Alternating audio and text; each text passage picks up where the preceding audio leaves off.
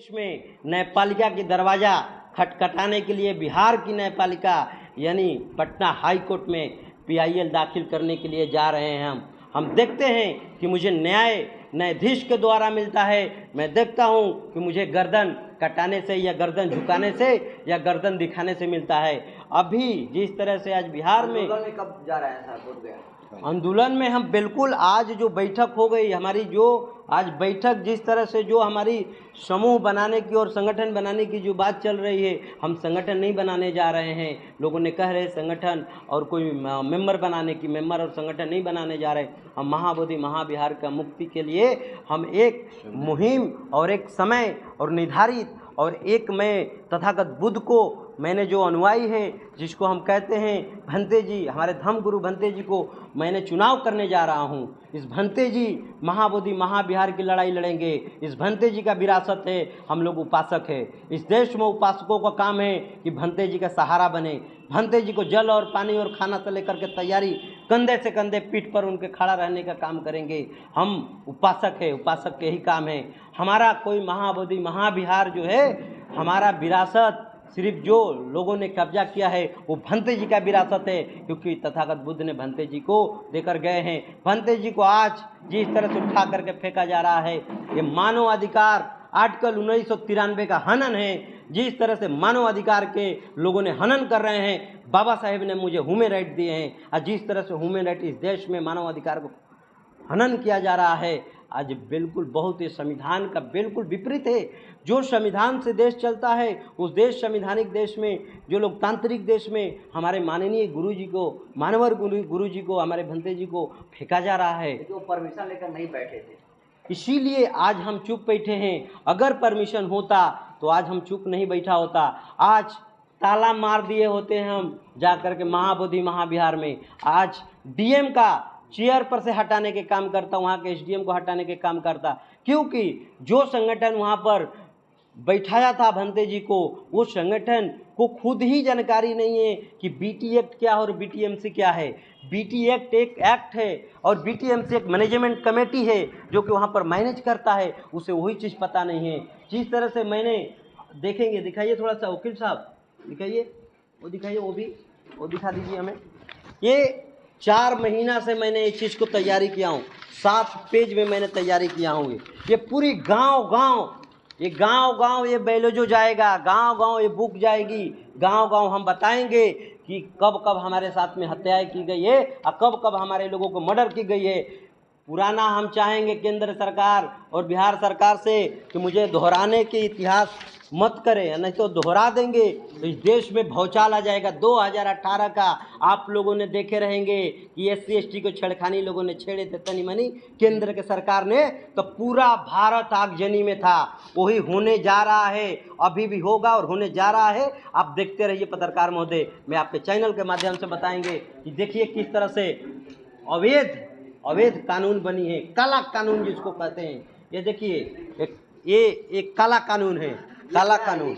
ये BT act अधिनियम 1949, ये उन्हीं का बुक है, उन्हीं का बनाया हुआ काला कानून। और जिन लोगों ने 4 बौद्ध, 4 ब्राह्मण और कलेक्टर जिस तरह से वहाँ अध्यक्षता कर रहा है, आपको बताना चाहते हैं कि इस देश में मालिकाना खत्म हो गया है। आज भी हमारे लोगों को मालिक वाला शब्द से बुलाया जाता है कि ये मालिक है, वहाँ के ये मालिक है, मालिक नहीं है। मैं कहूँगा कि डिस्ट्रिक्ट मजिस्ट्रेट इंग्लिश में कहते हैं, वो जिला का जिला सेवक हैं। हम कहेंगे जिला सेवक से कि बीटी एक्ट अधिनियम 1949 आपको रद्द करने की पावर नहीं है, मगर लॉ एंड ऑर्डर करने की, लॉ एंड ऑर्डर देखने की आपको पावर है। आप लॉ एंड ऑर्डर के ध्यान दीजिए, मुझे आप ज्ञान बताने की प्रयास मत करिए।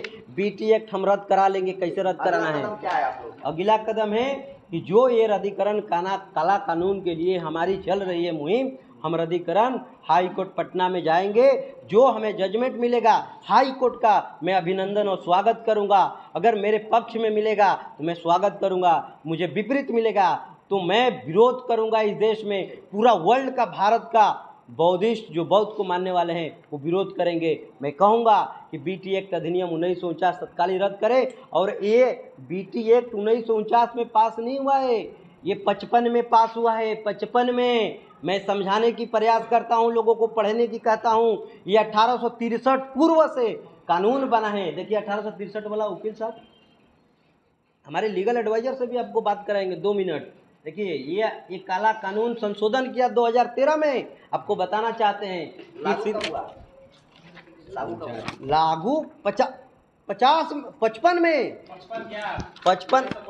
1955 में सरकार ने लागू किया। इसमें 2013 में संशोधन है, ये संशोधन का कॉपी है। ये मैं कहना चाहूँगा डीएम साहब को कि पढ़ लीजिए, आप ही का कॉपी है, मेरा कॉपी नहीं, चुराया नहीं है, ना घर में बनाया हूँ मैं।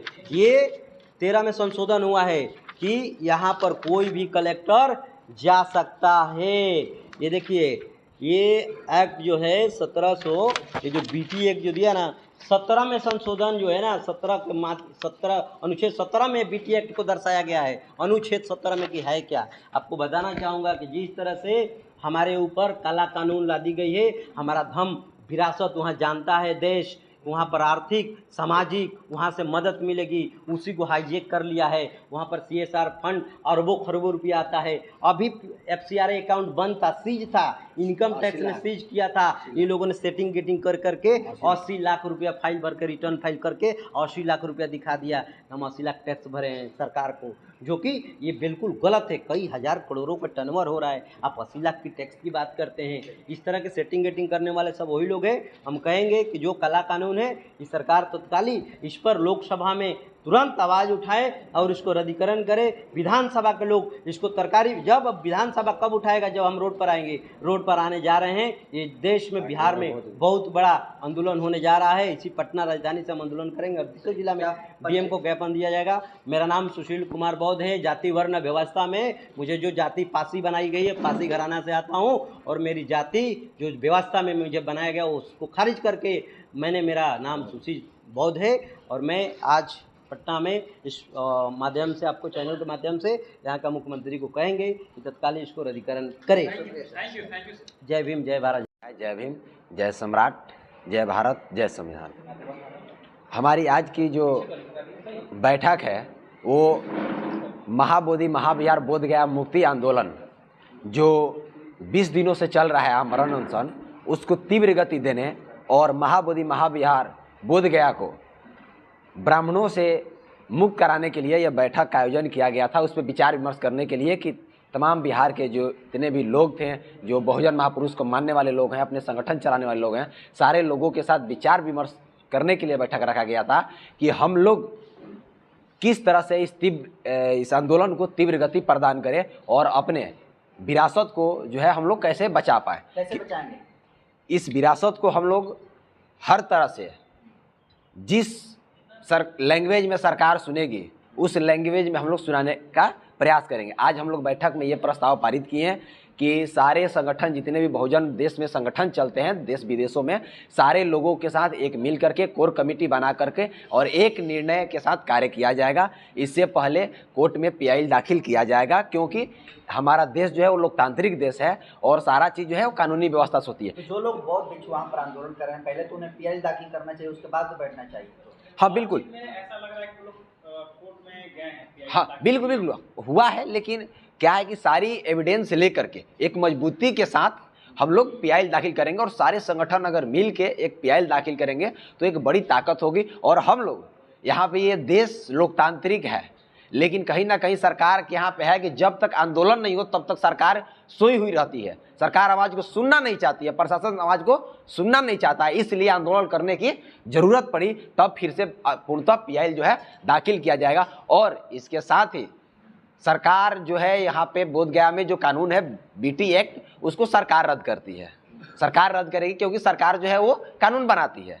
तो सरकार पे हम लोग दबाव डालेंगे। इसके लिए हम लोग जनता के बीच जाएंगे, जागरूक करेंगे और एक बड़े आंदोलन की तैयारी करेंगे और अपनी ताकत को सरकार के दिखाने का काम करेंगे। हमारी लड़ाई जो है सारे लोगों तक, ये जन जन तक पहुंचाने का काम करेंगे कि हमें अगर बोध गया अपनी विरासत को पाना है, आप सभी लोगों के माध्यम से मैं कहना चाहता हूं अपने सारे लोगों को, सारे तथागत बुद्ध, सम्राट अशोक, ज्योतिबा फुले, सावित्रीबाई फुले, डॉक्टर भीमराव अम्बेडकर, पेरियार, ललाई सिंह यादव, जगदेव प्रसाद, काशीराम सहित तमाम बहुजन महापुरुषों के मानने वाले लोगों को कि साकेत तो हमारा चला गया, ये बोध गया मत जाने देना, किसी भी कीमत पर। किसी भी कीमत पे हमारा बोध गया मत जाने देना, वरना हम अपने आने वाले वंशजों को क्या मुंह दिखाएंगे। एक तो साकेत चला गया, ये बोध गया भी चला जाएगा, तो हम अपने किसको साकेत आपने जो आज की अयोध्या है, आज भी जाके एनसीईआरटी में पढ़िएगा, अयोध्या की पुरानी राजधानी जो है वो साकेत है, और साकेत का पहला राजा तो था वो पुष्यमित्र शुंग था, और शुंग वंश की स्थापना मौर्य वंश के पतन के बाद हुई थी, और साकेत जो था एक बौद्ध स्थल था। ये आ जाइएगा, बौद्धकालीन जो भी बुकें लिखी गई हैं उनमें वर्णित है। तो मैं तमाम लोगों से अपील करना चाहता हूं कि इस आंदोलन में आप सभी लोग आएं, क्योंकि ये आंदोलन ये छोटी आंदोलन नहीं है, हमें हर तरह से मजबूत होने की जरूरत है। इस आंदोलन को हम लोग जब तक बोध गया मुक्त नहीं हो जाता है, इसके लिए हम लोग गांव से लेकर राजधानी तक की और सड़क से लेकर सदन तक की लड़ाई को हम लोग लड़ेंगे। किसी कीमत पे हम अपनी बोध गया नहीं जाने देंगे। आप सभी के माध्यम से एक मैं अपने लोगों से अपील भी करना चाहूँगा, एक शायर के माध्यम से, कि जड़ी हुई जंजीरों में चीख और चिल्ला रही है, जड़ी हुई जंजीरों में चीख और चिल्ला रही है, हे तथागत बुद्ध सम्राट अशोक ज्योतिबा फुले अम्बेडकर के वंशज, चलो बोध गया, होने को आजाद हमारी विरासत हमें बुला रही है।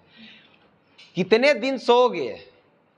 दिन सोओगे तथागत बुद्ध सम्राट अशोक फुले, बाबा साहब जगदेव, पेरियार, काशीराम के लाल, उठो जागो कम संभालो अपने विरासत की कमान। इसी के साथ मैं सभी लोगों से आग्रह करना चाहता हूं, आप लोगों के माध्यम से आप सभी लोग इस आंदोलन में अपनी सहभागिता निभाएं और अपने हक, अधिकार, स्वाभिमान और विरासत की लड़ाई में आगे आएं। इसी का डॉक्टर प्रेम मौर्य, और मैं राष्ट्रीय अध्यक्ष हूं अखिल भारतीय युवा कुशवाहा महासभा।